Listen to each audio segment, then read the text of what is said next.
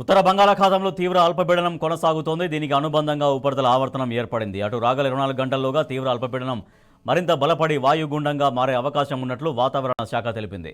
దీని ప్రభావంతో ఇవాళ రాష్ట్రంలోని ములుగు, భద్రాద్రి కొత్తగూడెం, ఖమ్మం, మహబూబాబాద్ జిల్లాల్లో అక్కడక్కడ అతి భారీ వర్షాలతో పాటు అత్యంత భారీ వర్షాలు కురిసే అవకాశం ఉందని వాతావరణ శాఖ తెలిపింది. ఇక కొమరంభీం, ఆసిఫాబాద్, మంచిర్యాల, కరీంనగర్, పెద్దపల్లి, జయశంకర్, భూపాలపల్లి, వరంగల్, హనుమకొండ జిల్లాల్లో భారీ నుంచి అతి భారీ వర్షాలు కురిసే అవకాశం ఉంది.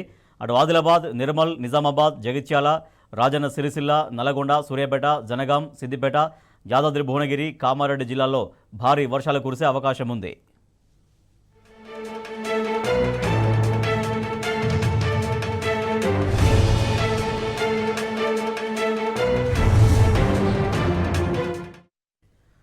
రేపు ఆదిలాబాద్, కొమరంభీం, ఆసిఫాబాద్, మంచిర్యాల, నిర్మల్, కరీంనగర్, పెద్దపల్లి జిల్లాల్లో అతి భారీ వర్షాలతో పాటు అత్యంత భారీ వర్షాలు కురిసే అవకాశం ఉన్నట్లు వాతావరణ శాఖ తెలిపింది.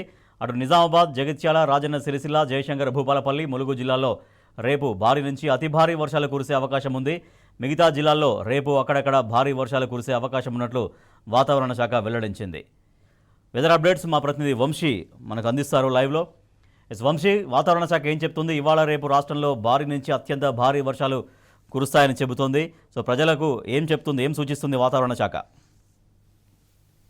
మొత్తం మీద కూడా చూస్తే మాత్రం మంచి వర్షాలు కురిసే అవకాశం ఉన్నట్టు కూడా చెప్తా ఉన్నారు. ప్రజెంట్ హైదరాబాద్లో కూడా వాతావరణం కొంత చల్లగా మారినటువంటి పరిస్థితి కూడా మనకు కనపడతా ఉంది. ఓవరాల్గా హైదరాబాద్తో పాటుగా రాష్ట్ర వ్యాప్తంగా కూడా అనేక ప్రాంతాల్లో కూడా నిన్న సాయంత్రం నుంచి భారీ వర్షాలు కురిసినటువంటి పరిస్థితి కూడా మనకు కనపడతా ఉంది. ప్రధానంగా ఏదైతే దక్షిణ మరియు ఉత్తర బంగాళాఖాతంలో ఏర్పడినటువంటి అల్పపీడన ప్రభావంతో రాష్ట్రంలో భారీ వర్షాలు కురిసినటువంటి పరిస్థితి కూడా మనకు కనపడతా ఉంది. ప్రధానంగా దాంతోపాటుగా ప్రజెంట్ బంగాళాఖాతంలో కొనసాగుతున్నటువంటి అల్పపీడనం తీవ్ర అల్పపీడనంగా మారినట్టు కూడా వారు చెప్తా ఉన్నారు వాతావరణ కేంద్రం అధికారులు.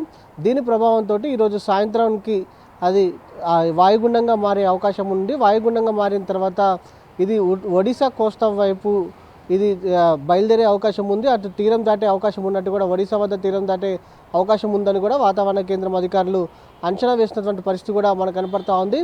ప్రధానంగా జయశంకర్, భూపాలపల్లి జిల్లాలో దాదాపుగా కొన్ని ప్రాంతాలలో 20 సెంటీమీటర్లకు పైగా వర్షపాతం నమోదైంది. దాంతోపాటుగా ఖమ్మం, భద్రాద్రి కొత్తగూడెం జిల్లాలో దాదాపుగా 15 నుంచి 18 సెంటీమీటర్లకు పైగా కూడా వర్షపాతం నమోదైనటువంటి పరిస్థితి కూడా మనం చూస్తూ ఉన్నాం.